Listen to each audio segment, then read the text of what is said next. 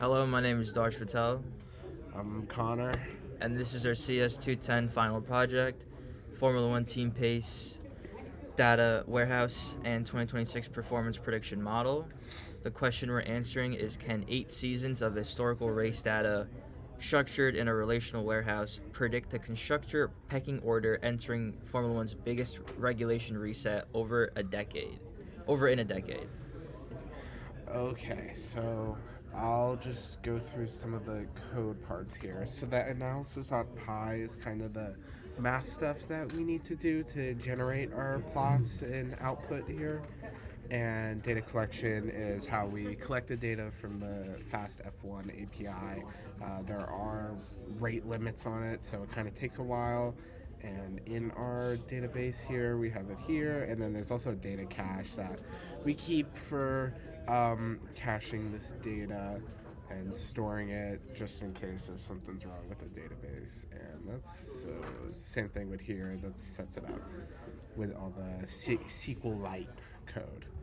And then prediction .py all our prediction models that we're using, and to make this prediction based off of the previous year's data of who will essentially win in 2026.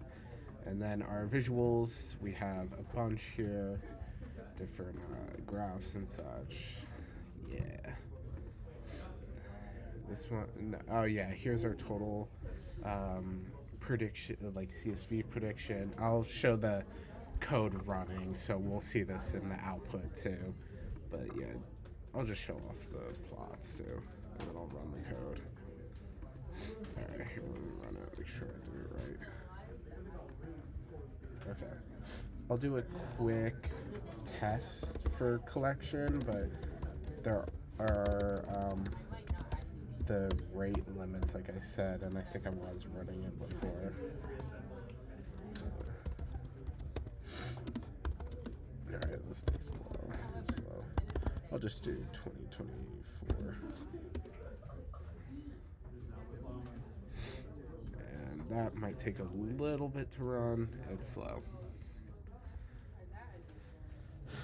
Wow, it's really slow today.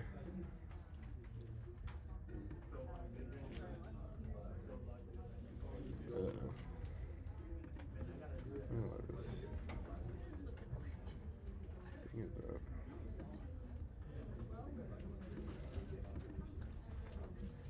Wait, I did it right.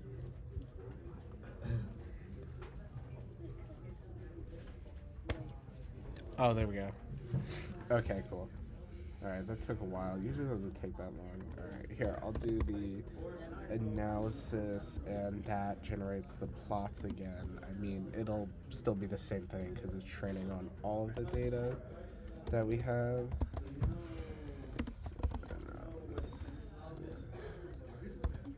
Oh, I forgot the dashes.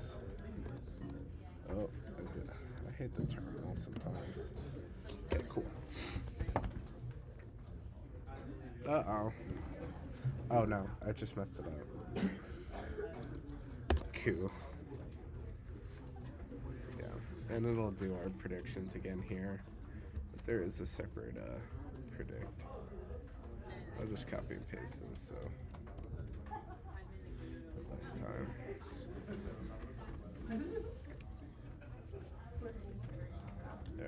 Alright, we'll do the predictions. It basically does the same thing again, but without generating all the plots again, but they're the same, like I said.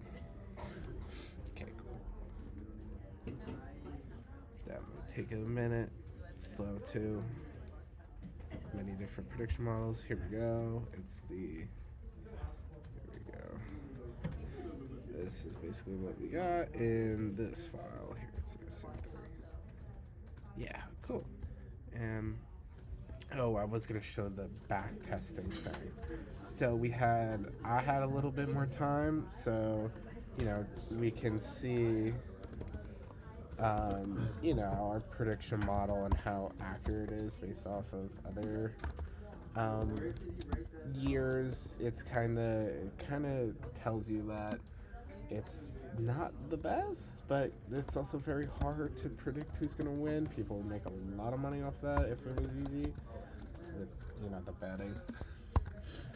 Let's do, Darth, what year should we do? What's a good year?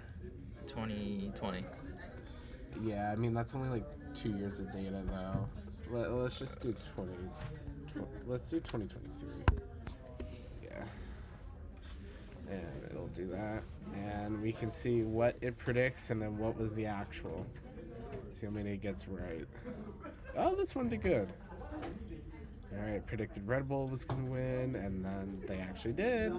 So it kind of shows you how good the predictions are. It's not, it's not going to be that accurate.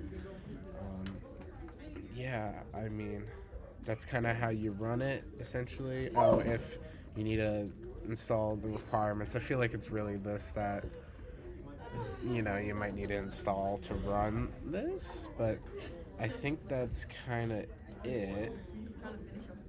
Yeah, I mean, actually, a big limitation of the project is the API that we use of like, you can only call on it from data from 2018 and beyond, and there were other like CSVs didn't have everything we needed that this API had, so we were kind of limited by that, definitely. But I mean, you see the prediction here. It's still, it might be accurate. We'll see.